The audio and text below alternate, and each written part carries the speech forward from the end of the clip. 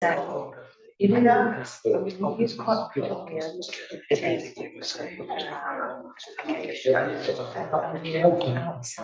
Keep on.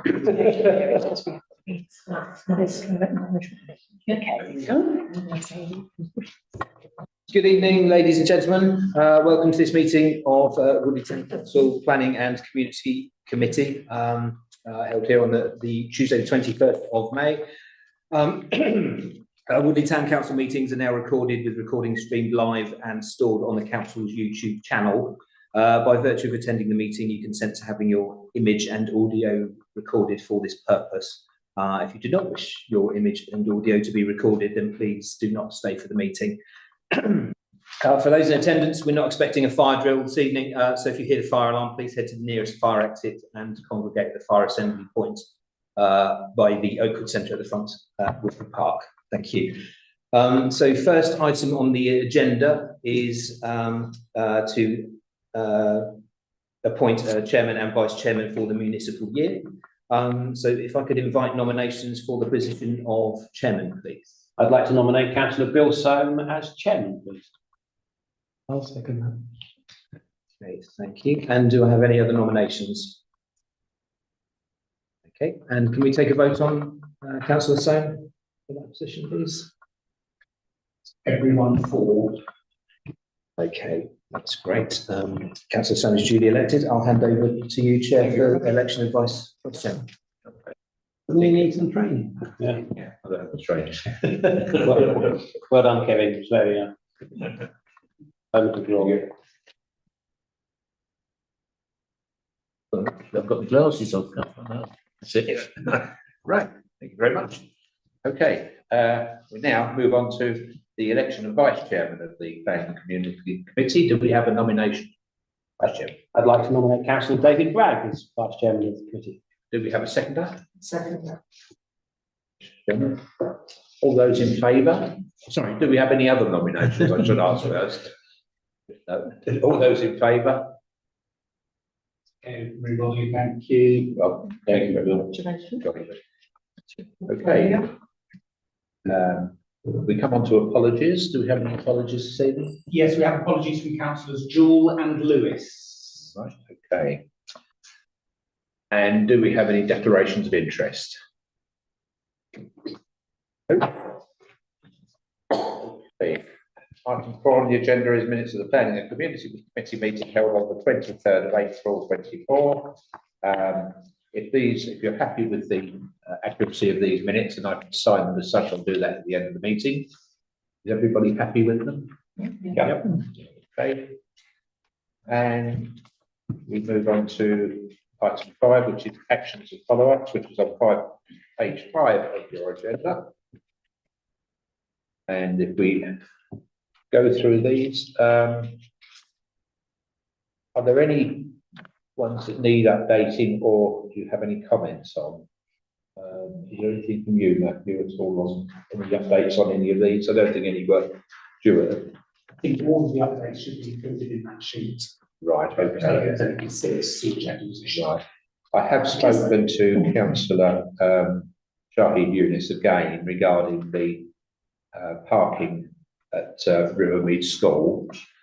As we come further on, you'll notice that we are expecting a report, I think, on this later, not on that particular one, but on general on parking outside school. So I'm waiting for him to come back to me. As soon as I get something back, I will report that to you. But otherwise, hopefully it'll be picked up on the other point of general parking outside schools. Yes. Just a little bit of information on 188, the cycling to school. At the Cycling and Walking Committee, we didn't actually get on to that as a topic on its own, but we were informed that there's quite a lot of stuff going on to encourage walking and wheeling to school. And they've just kicked off an initiative called Beat the Street. And again, it's something to encourage children. So we're looking forward to finding out more about that and how we can help our schools in Woodley to get involved in that more and support it. But yeah, we haven't done anything quite at the moment. Okay, thank you very much. One thing, Item 44, the first one on there. I wonder what the current situation is on the 2 years car park usage. And I think we've just got the one more meeting left before the expiry date of that. Right, present data on the last 2 years car parking usage, but it's not due until, at least till 2024, is it? Yes. July. Yeah, at the meeting in July last year, the committee asked that we would seek that data from Working Borough Council in a year's time, which would be around July. We haven't asked them for that data yet. We'll do my late afternoon next month. And the other one there, number 42, the speed watch. Really, June and I are getting together tomorrow afternoon at about 2 o'clock to actually go through the camera operation. And then, providing that runs smoothly, we will be setting our first go live. Good. Decent start. Okay, so that's all that's been reported on Speed Watch until such time as we had that meeting.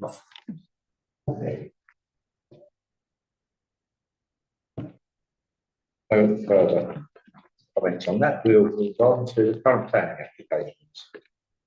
Which are on page 7 of the agenda.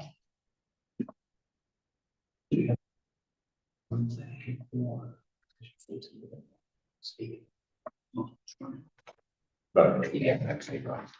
Okay, we'll start and run down as the agenda shows, with starting with 240833, which is 104 Colmsmoor Road.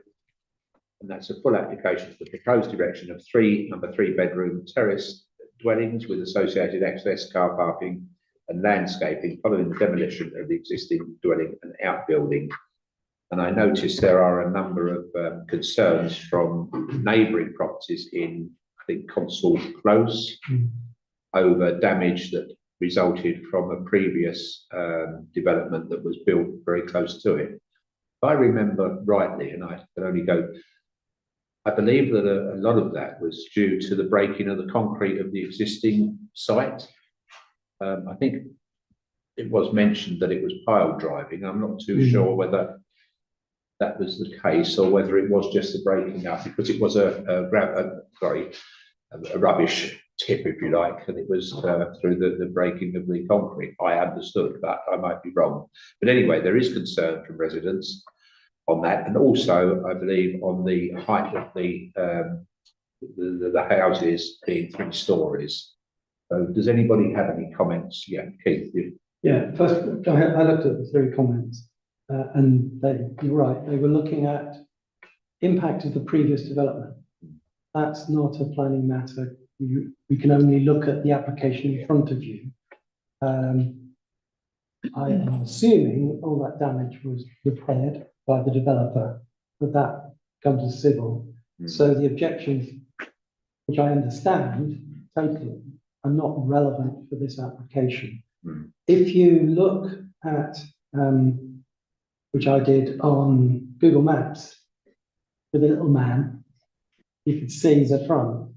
And where this is going in, right next door of the old development, that's the place, yes. And it's right next door. yeah, if you drop the man, can you drop the little man there? Yeah, that's the one. Right. And then spin around to, yeah. Those bridges, aren't you? Yeah, Brandis, I think you've gone the wrong side. The other side, yeah, that's it. Well, that's Bridges, isn't it? Yeah, left. Keep going left. Keep going left, keep going left, keep going left. Yeah, keep going left though. Right, keep going left. And you see there, Yeah. there's an existing terrace. Yeah. So I think it would be very difficult to find a reason not to approve this. You can't use the terracing effect because that's right next door. Yeah. The issue of what happened with that development, which we all fought hard, again, is not a matter for this application. It's the old scrapping up, isn't it? Yes. So for me, there was one other thing, just a consistency issue. One of the documents in there talked about a two-story development. It's Yeah. actually a three-story Three-storey. development. I thought that was a bit odd. Hmm. But that's just like by the by. So for me, I really don't think we can do anything other than approve it. The only point is the height, but I think the existing or the new buildings are already in there are a three-story, Yeah. aren't they? Yeah. So it's going to be difficult to Yeah. propose this one. The only point I would raise is looking at those plans, there would appear to be only 3 car parking spots for the 3 houses. No, There's 3 Six. each side. three each side. Yeah. There's Six. six. Yeah, so there's 2 for each unit. Which is exactly the same way as the one next to it. It's Yeah, got 3 and yeah. 3. Oh, they can get 2 and, yeah, sorry. And that configuration is exactly the same as the next door neighbour. Again, I think the applicant and the planner has been very clever. I actually thought it looked quite a nice little terrace as well. It's small, definitely small. I think with the gardens at the back, there is some distance between that and the residency in Constable Close, isn't there? It's not as though they're right on the boundary No, at all. So. no. Yeah.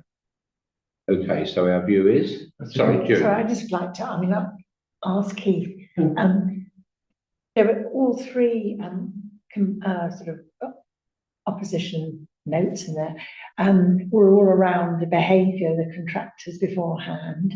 So I understand that's not a planning issue, but is there anything that can be put in by the borough? You know, we can to say- use the catch-all of, can you make sure that the developers take into consideration any impact on surrounding areas? But they can put that in the final decision. It becomes an advisory, Yeah, not a planning matter that you could stop them from doing. no, quite, but yeah, also, so we can register that because, it's not one person, it's 3 people and they've all experienced problems. The other, just another little thing, that one of the objections mentioned that the original application, there was a commitment to plant some trees and put back boxes up and that hadn't been honoured. So again, that ought to be put in as. Well, this is a separate, Yes. isn't it? but Totally I- separate. But we could So get them again, together, You yeah, can only deal with the yeah, the one in front of you. application. So if their application that comes in doesn't do any of that, Yeah, then so be it, because that will Yeah. override. so is it the same developer? No, I haven't got a clue. I don't think so. No, it's, yes. Any other comments? So our views are that we have no objections or apart from the advisories that we'd like to be stated The developers Yeah. need to, to take into I consideration. said that we'll note the impact of previous works on neighbouring properties and urge care by developers if approved. yeah, maybe Okay, it's stupid not to. yeah. Okay, thank you very much. 241071 74 Malone Road. This is a household application to propose erection of a single-storey front extension to create a porch, 2-storey side, single-storey rear extension, along with changes to fenestration following the demolition of the existing detached garage, plus the removal of the chimney. I don't think there's been any written objections from neighbours. It's a revised plans. So has this one been to us before? The Yes. original application was 240494 and was approved. To a quick chat, I don't believe we had any, Any we had comments? no objections to No. that. And I think the changes are ever so slight increase in the depth of the back. Right, okay. Any comments from the committee? I had no objection. No objection. Okay, that's fine. And we come on to 241108 14 Malone Road, household application for proposed single-storey front extension to create a porch, 2-storey side extension, first floor rear extension with changes to fenestration following the demolition of existing shed. Is this the one we have representation from today? The applicants for that, yes. Right, we have Front the, of this. the applicant. Did you wish to make any comments or are you here just to listen? Okay, fine, thank you. Okay, where are we? This is Malone. Yeah, it's 3 on the road. Yeah, is there any objection, any comments on this one that we find? Yeah, Robert. No, I was just going to say, if Matthew, if we've got the applicants here, it'd be nice if we had a look at them. plan and just had a quick review. There was one objection on this one too, because it's the one with about the gap between Yeah. the boundary. Okay. I didn't think that existed anymore. What, the meter gap? Yeah, First floor it does. The person is objecting, they're not objecting about the idea of doing it. They're concerned about that about the meter gap, because if they're concerned that if they ever want, well, yeah, if they want to do an extension at some point in the future in a similar way, that they would be told, you're terracing and you're too close together to do it, and that's that's. the luck of the draw, I'm afraid, isn't it? I don't know, I don't know. Green. I don't know, but Rubber the green. so that's what they're flagging. Now, well, if they wanted to do the same thing, would they then get bounced by the planners because there wasn't a big enough gap and it will be deemed as terracing? So they clearly read the design guide. Well done. I've no objections to that. No, I haven't. So is that not a substantive point then that the That would be neighbours have raised? I would have said that's up to the planning people, because they make this, because whether there's meter gap or not up to speed on that, whether there is a meter gap or not, then they will know that. The architects would have known that as well, because it wouldn't have done it otherwise. Yeah, but the thing is, it's not an issue for the people who are doing their extension now. It's the people next door are concerned about if they'd like to do it. should But that's go not a first. planning issue. That Well, is that's not, yeah. because they're not making the application. Yeah, I can't see us to any reason to object to that as it stands. Any other comments from anybody? Otherwise, we're happy to recommend approval. Yep. I have a request for Matthew. Could you do some digging or ask the question?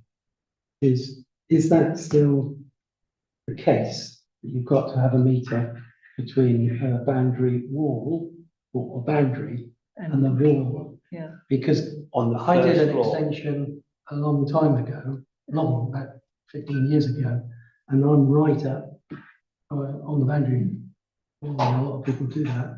So I just wonder whether it's either the design guide hasn't been updated or what. So, but for the education of us, I'll see what. I think it would be Yeah. helpful. And would it be inappropriate then to just flag with the planning team that neighbours' concern is around that they might want to do the same Well, thing? they'll know that already because they lodged the All right, objection so but will they get a response? and get responses, I'm afraid. Right. Okay. Even Right. as councillors, you don't get a response. No, Okay. I'm working. You move on, that one. And you're willing, you're welcome to stay if you want to give the rest of the meeting or. Okay. One thing. It's nice and warm here. Just go when you like, when you get too bored. Oh, cheers. Okay. Thank you very much. Right, 241142, 30 Campbell Road, household application for a single story front and rear extension, garage conversion to create habitable accommodation and changes to administration. Campbell Road, I couldn't see any issues on this one, but if everybody else, any comments? Those, this was 30. 30 Campbell Road. Yeah, and that's later on. Right, you okay with that? Yeah. Right, Yeah. that's done. And then we come on to 57 Malone Road, 241176, householder application for the proposed garage conversion to create habitable accommodation along with changes to fenestration. Again, seems okay, I don't see any issues, nobody, any concerns over that one? No? Right, okay. And 241184, 124 Nightingale Road. Application to vary condition 2 of the planning consent 250230 for the proposed erection of a single story rear extension and first floor side extension. Condition 2 refers to the approved details, and the variation is to change the flat roof of the rear extension into a pitched roof. And this is retrospective.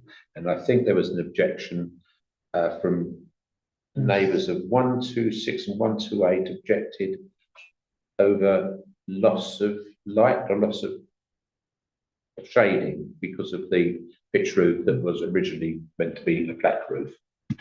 One of one of the objections, I got a bit confused because in the first few sentences, they were talking about there was an objection to a previous application or something. And as a result, and the applicant was then told to reduce The height by 1.5 0.5. metres. You read it Yeah, too. yeah.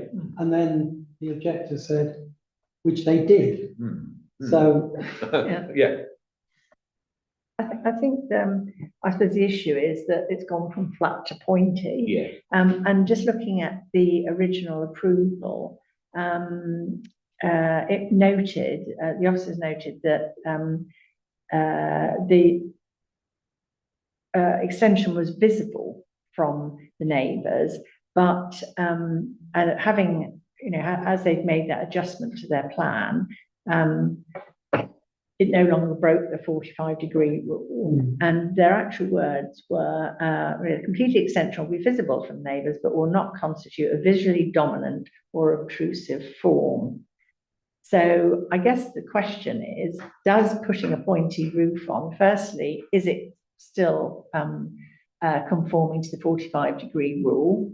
And I mean, I couldn't tell you looking at that. But then the other thing is, and are the planners still comfortable that this is a visually, is not a visually dominant or obtrusive form? So that's a question they kind of need to answer. But that's the nub of it, really. Yeah. I was neutral on this one. I didn't know whether it was okay or whether it Well, wasn't. that's it. We can't tell whether it's breaking this 45-degree rule. I mean, I accept the argument, and you may have seen a comment from Councillor Jewell on this, that actually it is quite attractive. Yes. But the issue is, what is the impact on, well, it's not only one neighbour, but the neighbour 2 doors down, Breton, was it? Well, the 2 doors down Wouldn't be the affected. 45-degree Well, rule no, is no, irrelevant. no, it was the obtrusive they were Yeah. talking about there. So it's just. So they'd have to see it's it almost like through yeah. the house in the middle, so Yeah, it's a bit contrived, I the think. 45-degree is a matter of fact, so we need the planners to tell us, has that broken that rule? I always think a pitch roof looks nicer than a flat roof anyway. Well, Well, yeah, Carol did. Yeah, Yeah. yeah. She said aesthetically, Yeah. it's much better. Yeah. but it's just say it's whether it's, I mean, I find the whole sort of planning thing quite difficult, really, because there's loads of rules, but they're sort of, these are our principles, but we'll change them if you don't like them. That's how it seems to work.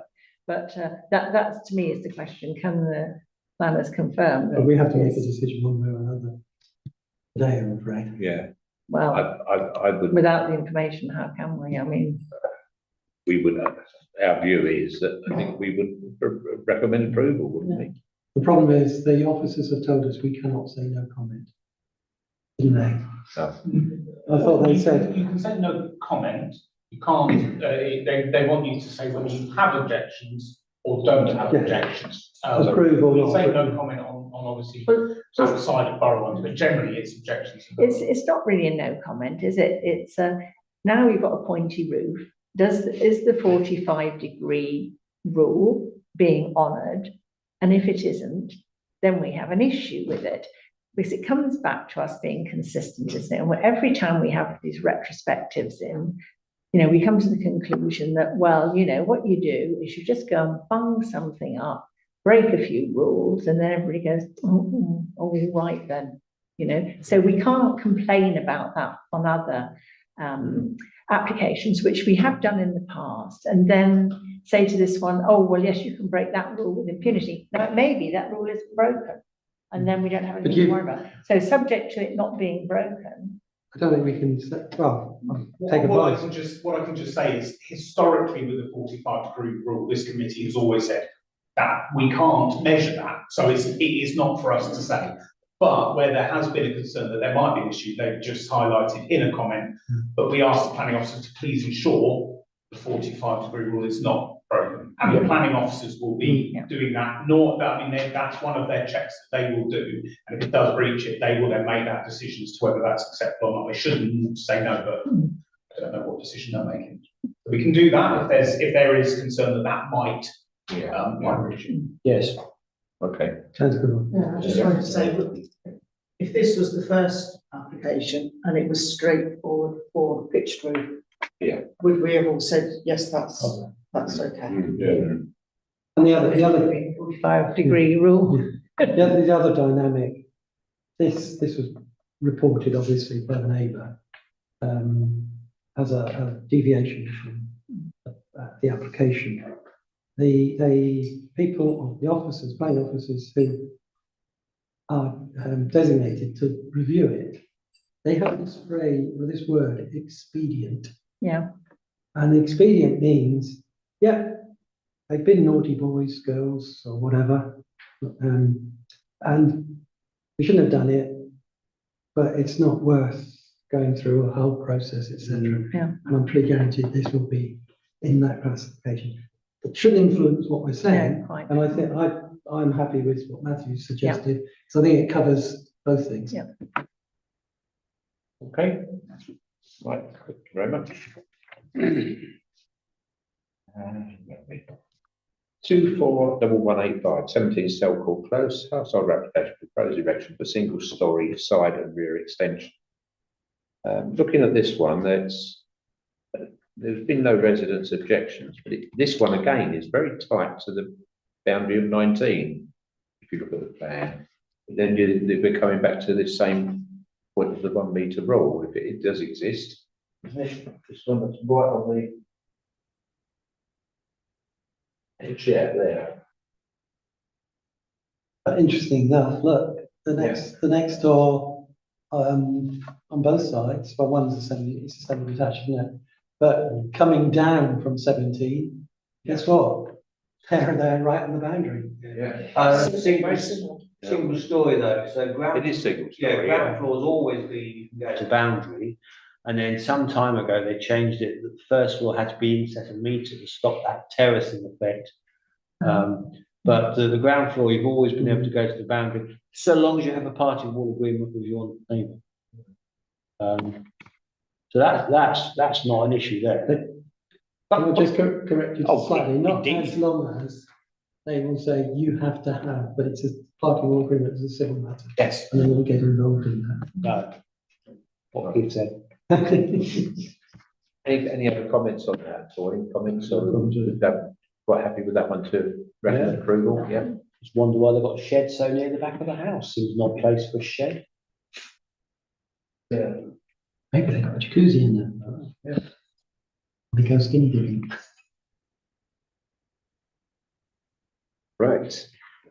241191 22 Haddon Drive, household application proposed erection for single story rear extension to include one window. Where are we? Got no objection. I couldn't see anything at all wrong with that one. No, quite happy with that. And finally, 241215 18 Messenger Road. Oh, have I missed? Oh, it's Wilmington. Yeah, sorry, 241198 38 Wilmington Close, household application, proposed demolition of existing conservatory, followed by the erection of a part single, part 2-story side and rear extension, along with garage conversion to create habitable spaces. And that one, again, I couldn't see any.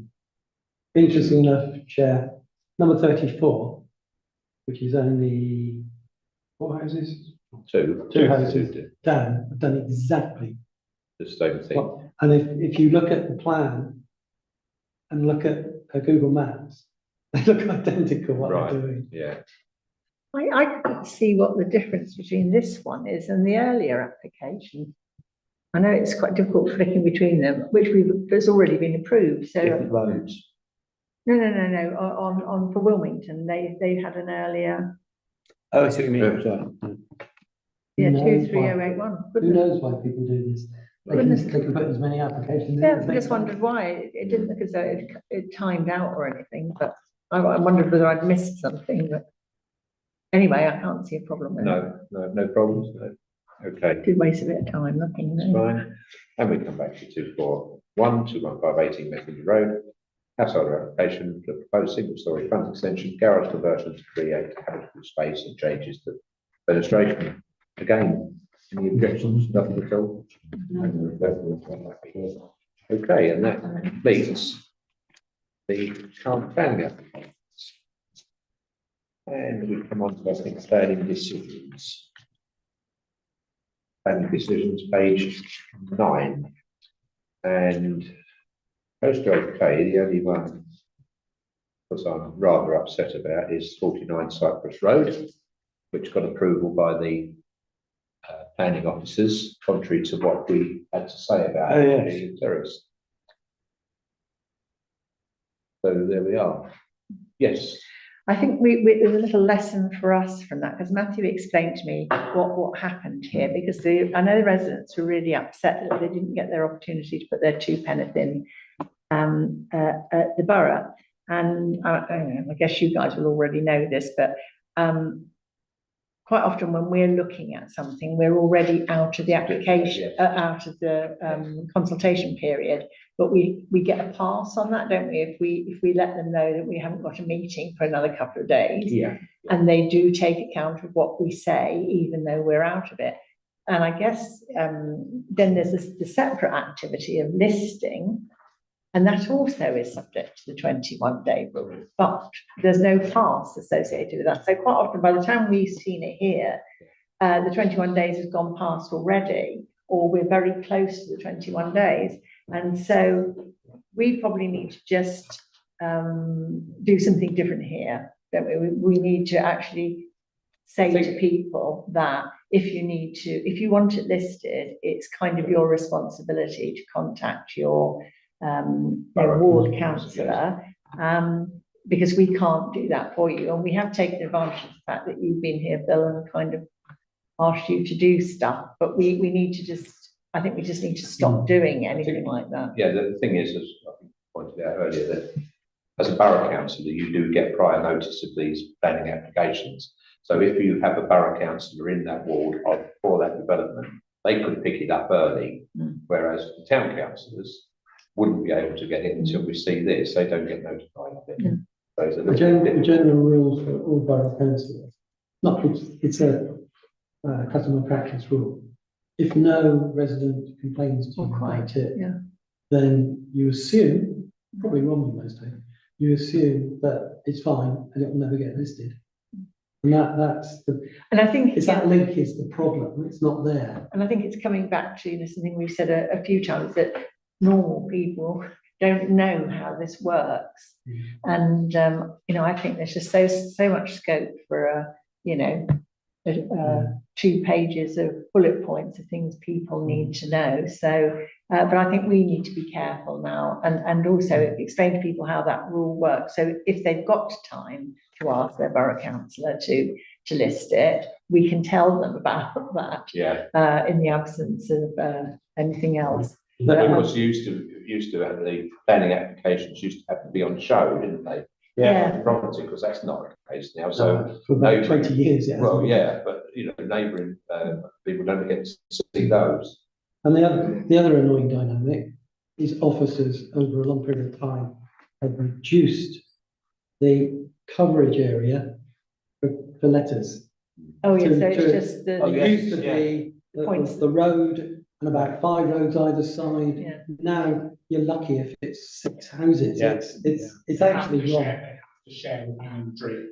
It's where they've got boundary, and even if you imagine a Norton Crosses square, if you were in the middle, the system would send a letter to the property north, south, east, and west, but not on the diagonals, because where the diagonals were, that doesn't count as a joint boundary. Ridiculous. It's also not a system. I guess it's all a money thing, isn't it? And a time, and it's the balance of how you do it. And I guess that is that discretionary to the borough, or is that it's discretionary to the borough. There's no written rule. I think, but then I'm a cynic and always have been. I think a lot of it is nothing to do with, certainly in the early years, it's nothing to do with money. It's to do with time, and officers do not want to spend the time. Which is also money, isn't it? Really, everything comes down to it's time cost. But what I'm saying is, it's not an officer saying, do you know what, we'll reduce it by 50% because I'm going to save the borough council. No, quite. £100. It's more, I'm going to have to spend more time. And I think, as I said, I'm saying. Well, I don't know. I mean, there is a real sort of balance there, isn't there? Because we live in democracy and we'd like to put their two pence in, but equally there is a cost to that. So again, it's how far out you push it, and it will take more time. If you ask more people will respond. And as we know, quite a lot of the responses aren't actually relevant to planning, but you have generated a cost there. And I suppose we have to make a decision, collectively, is the benefit we get of allowing people to express their opinions about something and kind of get it off their chest, balanced by the cost of it. And perhaps it's gone too far one way. I don't know. We just, we do write out to residents as well as boroughs. So when we get an application in, within 7 days, normally quicker than that, but within 7 days, we write out to addresses slightly further away, and also ones that are over, the rear of the property that might have diagonal views and things that we try and spread the news. And if it's a bigger development, we obviously send letters slightly further afield. So whilst we won't cover everybody and it costs us money to do that, we do spread further than Wokingham do. That's and interesting. our hope is that obviously, again, if we send it to neighbours and there is major concern there, that by word of mouth they will let other neighbours know, because other neighbours might miss out. So that's. So have we got that like documented in a little policy or anything that we can point to that? It's not a policy, no. It was just in this committee a number of years ago to send letters out to residents, and stopped during COVID and that's picked up again. So yeah. Can I make a suggestion that I think would go some way to address your issue? Is in the next Woodley Herald, we have a little piece in there, because that goes to every resident or every household, that actually really rams home. If you do not like what's going on in your road for planning, please, please, please engage your borough councillor. Because we're doing that distribution anyway. The other dynamic is democracy costs money. Well, yes. And as I say, it's always a balance, isn't it? But again, I think from just a year sitting here with you lot, I think we could probably get that onto an A4 sheet of things you just need to be aware of. I mean, the listing thing, who knew about that? Where do you find out about it? It's just making people aware. Okay. The only other one on there is Coppice Road, which has come back to us on many occasions. We recommended refusal on that one, and that one was approved. Okay, so there we go. I think generally we get it fairly right, or in the same manner as planning officers. So there we are. Okay. Moving on. Tree preservation. Planning decisions, yeah, we've done tree preservation orders. Just 3 there, I think, or 3 properties. Chestnuts, Purple Drive, which is the sheltered accommodation, is it? Chestnuts, isn't it? Yeah, sheltered accommodation. That one, opposite 280 Park on Bridge Road and Rivermead Road. Any concerns over any of those at all? Well, these are notes anyway. So. Yeah. And up to 9, the cycling and walking task and finish working group. Any comments at all? Anything to report that you haven't already reported, of course? Well, really, it's just asking for your support to extend the period of time we've got to look at stuff. We're just still in the storming phase, I think. But I was interested to see in our climate emergency plan, there's a carbon footprint report in there that we've had from the Centre for Sustainable Energy. And one of the kind of questions it sort of poses to us as a council is to ask ourselves the question, what's the provision for walking and cycling routes like? How accessible are local service centres and facilities of residents in different neighbourhoods? Is it possible for most households to access what they need without needing to use the car? And I was kind of encouraged retrospectively to read that, because this is what we're trying to do as our first step, is to get some maps together to show walking and cycling routes, and then we can decide what we need to do next to make, rationalise that. It was very interesting to have the input from the borough, and I was going to say it's crazy. It's not crazy really. They've got a cunning plan. and of tracks and routes across the whole borough.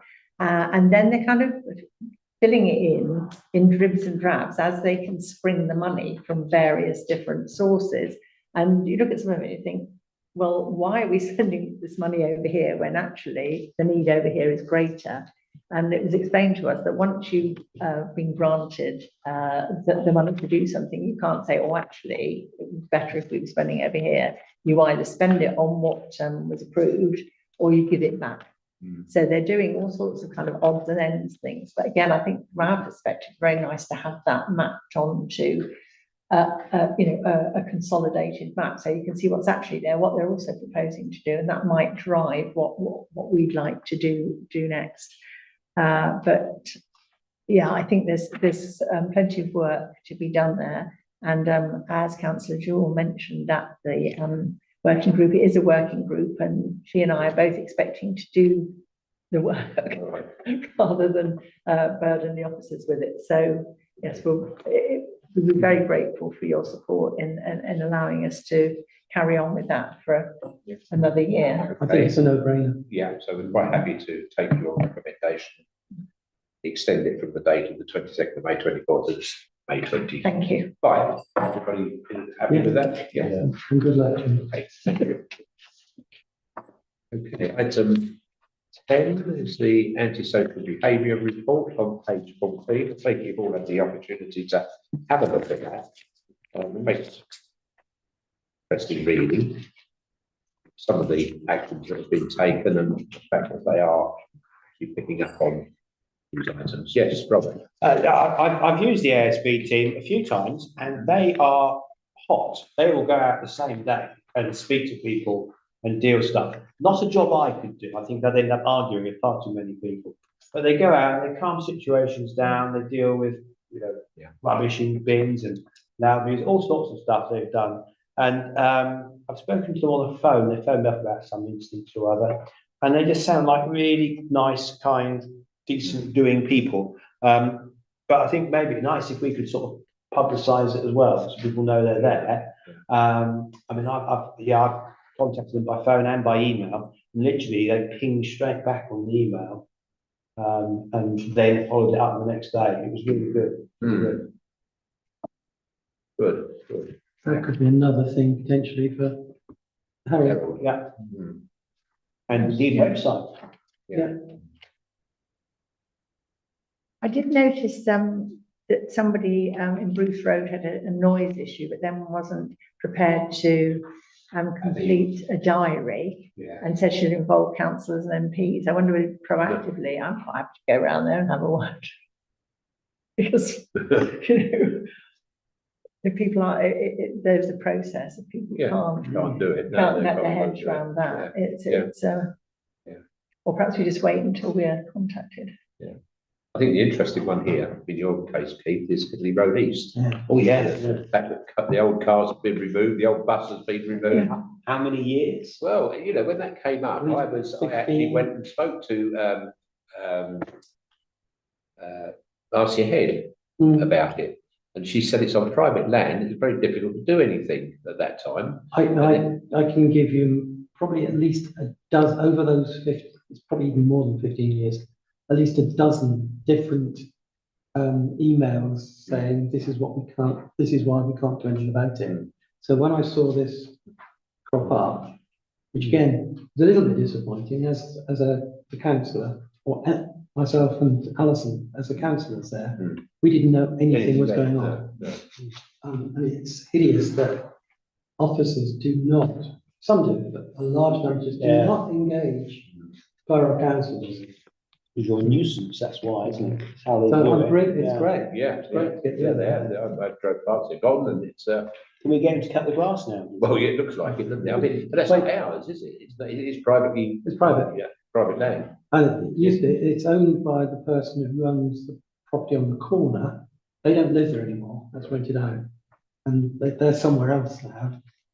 But you wait, there'll be that planning application for you for that land. Right, okay. Any other points on that at all? No. Transportation and highways. EV charging points. Take you've all had a look at the car park as it is now, over there, from the start. And also the place for the electric charging point on Webber Drive between Bruce Road and Manners Road. And anybody seen anything there?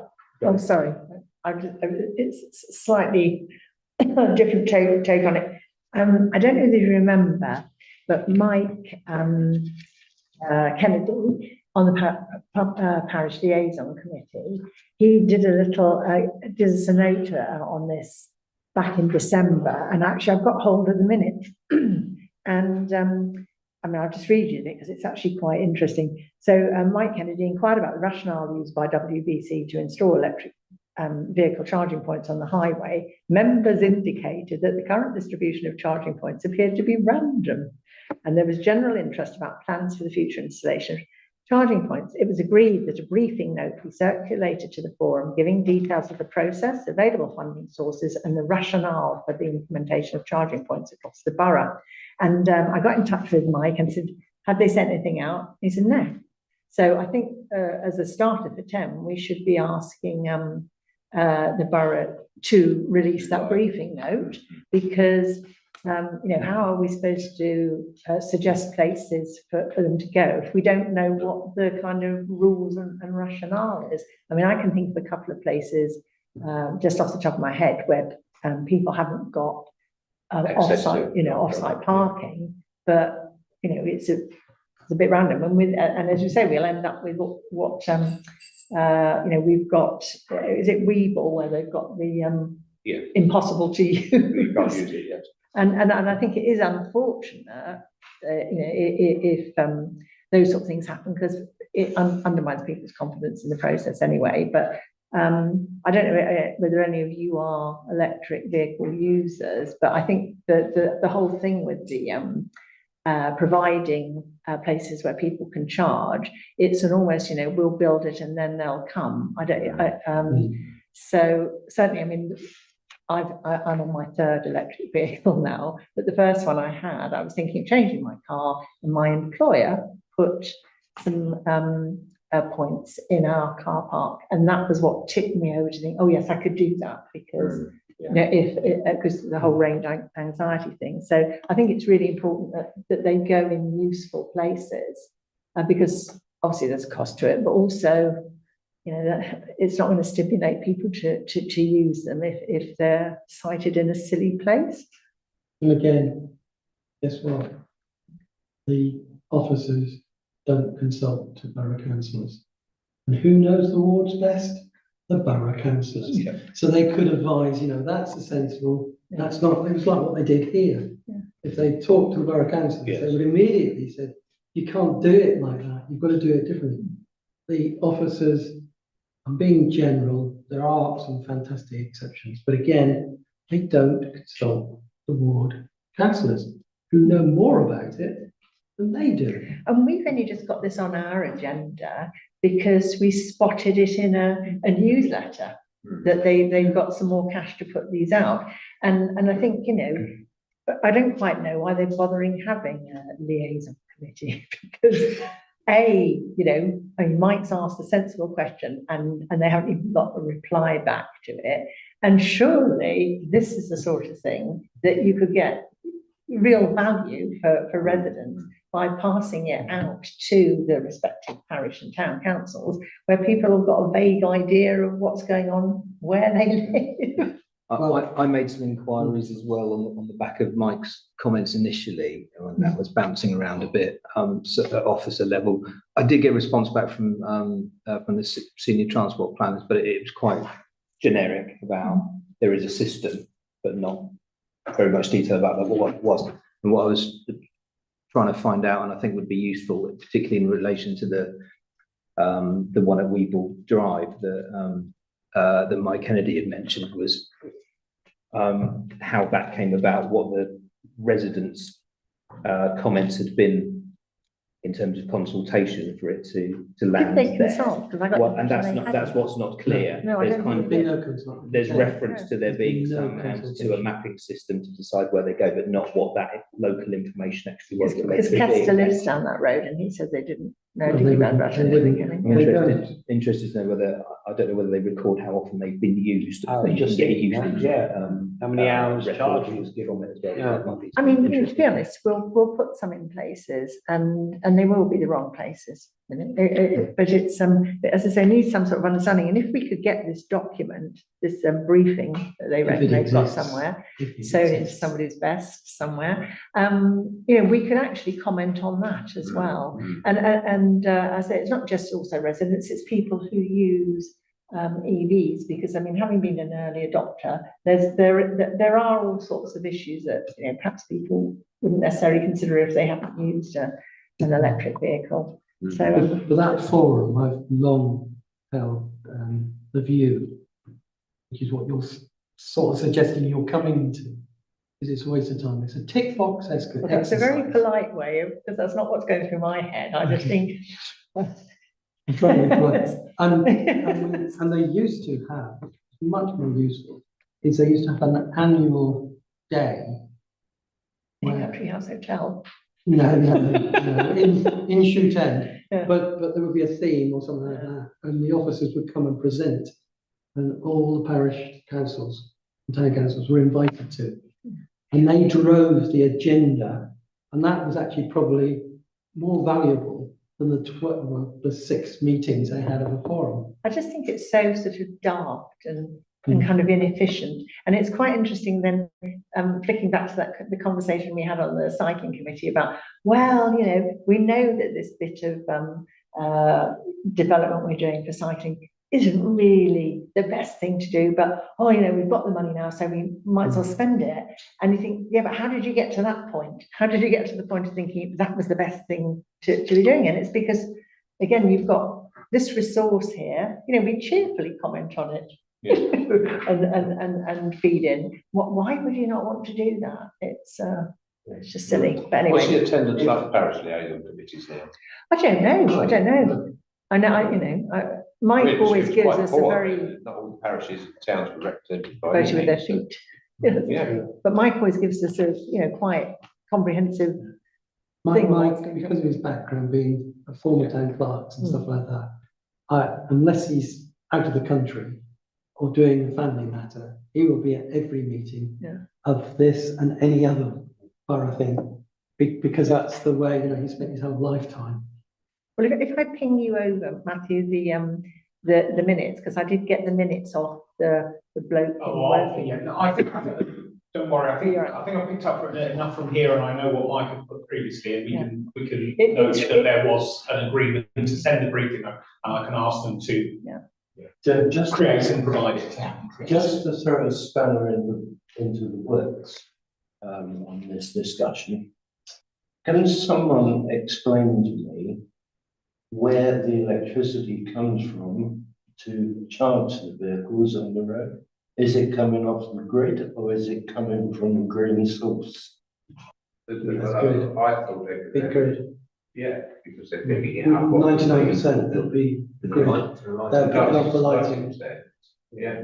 99% will come from a green source. No, No, not off the grid. off the grid. Yeah. So Well, it will all Again, come off the grid, just- just how it gets there. in the just first place, isn't it? continuing in that vein, doesn't that somewhat defeat?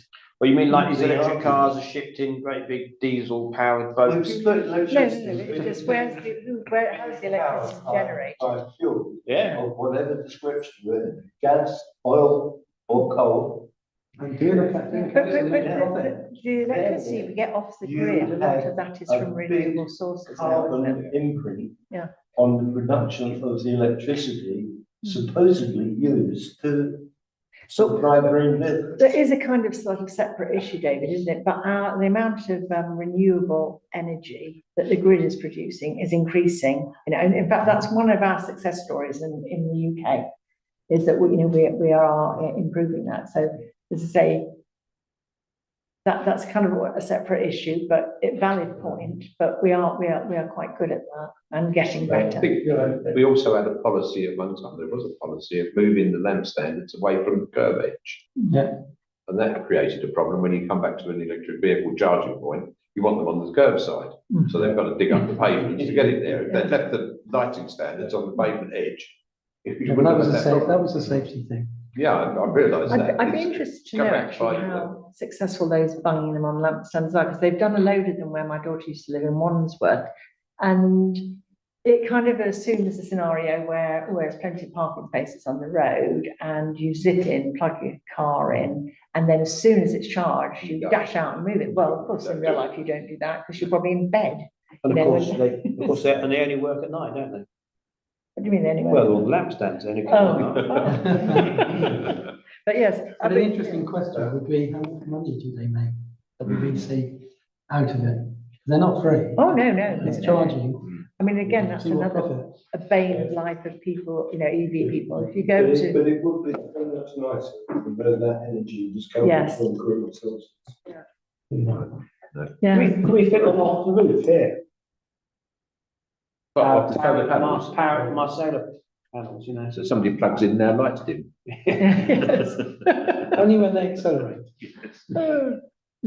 Okay, right, Sorry about that. that's all right. Right, community speed watch, David, have any more? No. Yes, you've already, yeah, that's fine. Yeah. Highways Right. issues, any highways issues that, yes, Robert? Well, it's a highway car park.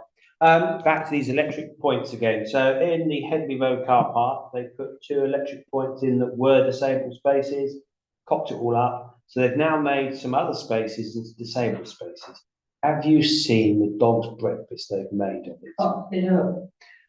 Well and truly. So if you've got, well, wheelchair user here, wheelchair users, Get out and. you can't propel yourself up a ramp that is at 45 degrees. Yeah, but it's also the fact that they haven't left the wheelchair space Between cars. between cars. And on one of them, the yellow hatching for you to come out of your car and wheel yourself to the footpath, there's a tree there. They've actually got the yellow hatchings coming down to a curb and a tree. And I thought, who did that on a Friday afternoon?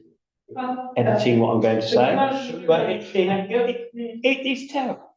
It is absolutely They awful. really cocked it up. Can we actually ask somebody to explain who designed it, how it's being carried out, who signed it off? Because it's not fit for Well, purpose. can we just jump and say, can you come and fix it? It is I awful. don't care how. And I can Well, we see know that, how they got and it. I'm not a wheelchair user. We're in a very strong position Actually, because we of could Linda. say Linda would come and test drive whatever they Yeah. proposed. You You're would never. welcome to do that. I'm heading down But there. Linda, if you can feed in all the personal experiences you've had of Yeah. that to Matthew, and I think as a town council, we should pass that on as deficiencies Yeah. in what you've done, Yeah. surprise, surprise. Because general public thinks it's us, we're all the same, you know. Somebody yesterday asked me how much I got paid for being a town councillor. And when I told them nothing, they said, why do you do it? I said, Alarm. because I find it relaxing. It's not dropped the curbs either, Matthew. And they're making a We've big, not dropped the curbs either. they're making a big Drop those feature points around, down, put aren't them in an email to me. they? Feature. Would that be really helpful to me? Because then I can collate that and add that to our response and we'll send it off to them. Okay. But rather than. And can we Just say this, please. We'll make sure that they're. I'll send Matthew a photograph now. can we CC our 9 borough councillors as well? Yeah. In fact, we should almost have a habit of doing that. Yeah. If we're speaking. Don't ask me, I can't remember the rest of the month. It's 9 months overdue for Wokingham District Council saying that I have to have a certain form to prove that I'm disabled. Which they've already had for us.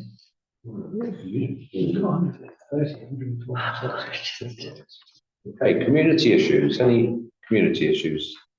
Yes. This is not, it's just to let you all know, I was speaking to a resident last week and we needed to find out what ward she was in, and of course the boundaries have all changed. It's Wokingham Borough Council site, and you can go out on the map and you click on the map and it's not found, or you can put your postcode in and it brings back a null result.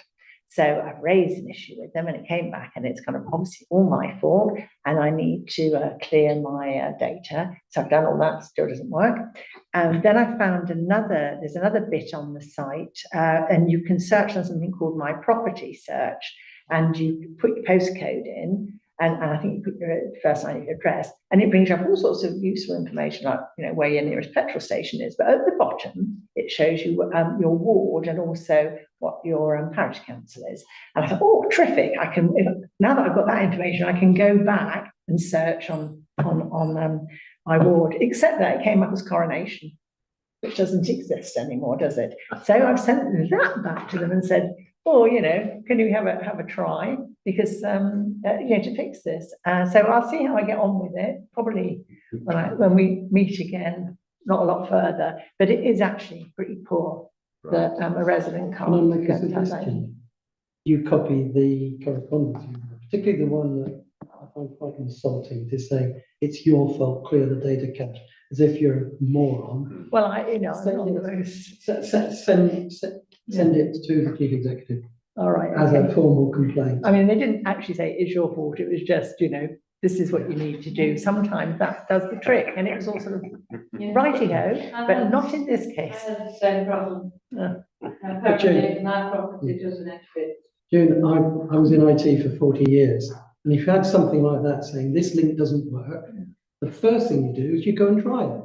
Oh, well, it does work for them. The map works for them. It's fine. I thought, oh, that's great. I'll come up there and do it. But I think the other little thing that also went wrong is, I mean, I spoke to a very nice lady on the phone and she was sort of tazzing back and forth, talking to electoral services. And she came back and she said, they've said that this place is definitely in Loddon. And I put the phone down and I thought, no, it isn't, because I've been sent out to canvas, I think all around blooming Loddon. And this particular house is in the next to the precinct. It's not Loddon. Anyway, got to the bottom of it in the end. And it's in Southlake. And I thought, and I said to them, well, you know, if you don't know, just say you don't know. Don't tell us bum information. It's just, but there we are. So anyway, I'm on very, very considered note 2. I want to see how we get on with it. But in case you're trying to locate anything like that, don't bother at the moment. Okay, any other community issues? Publications and information. Note the receipt of both the Promise Inclusion newsletter, April 24. All had, all seen. Silence. Right. Right. Future agenda items. I think that's all that we need to add to this agenda. Okay, and future publicity and website, which we've had a couple of things tonight, obviously on planning. And our residents to methods. We know what they can do to get. Anything else? The other one for the Herald, but Couple of Herald issues. Yeah, I have captured them, so I'll. you've got them, okay, that's fine. That's interesting. You're doing the enforcement? Oh yeah, I'll come to those. Okay. Yeah, we're coming down to those now. 16A, 16B, 16 and 17. Okay, it's interesting to see 1, 2, 4, Martin go. That's what I was going to say. Both places. Right, Merger thank and enforcement. No breach. Okay, both notifications. Manor Way. Starting not in accordance with planning permission, Glen Devon, large shed in rear garden without planning permission, and Nightingale Road. Which will be the roof. Yeah, big roof, yeah. Okay. Bill, Yes, if I may, 51 Glen Devon. This was brought to my attention by a neighbour, client, friend. And I went and had a look at this shed that's being built, and it is absolutely massive. We've discussed this time and time again about having these garden buildings. And it would be really useful. I explained to him best as I thought I knew, but it'd be really useful if we actually had a black and white guide, and we said, I think we said this last meeting, didn't we? If we could actually find this out. It was a couple of meetings ago, and I wrote to, I forwarded the information, I wrote to Marcia, and got a response and sent around the legislation to you all, regarding that. Oh, I haven't read it then, have I?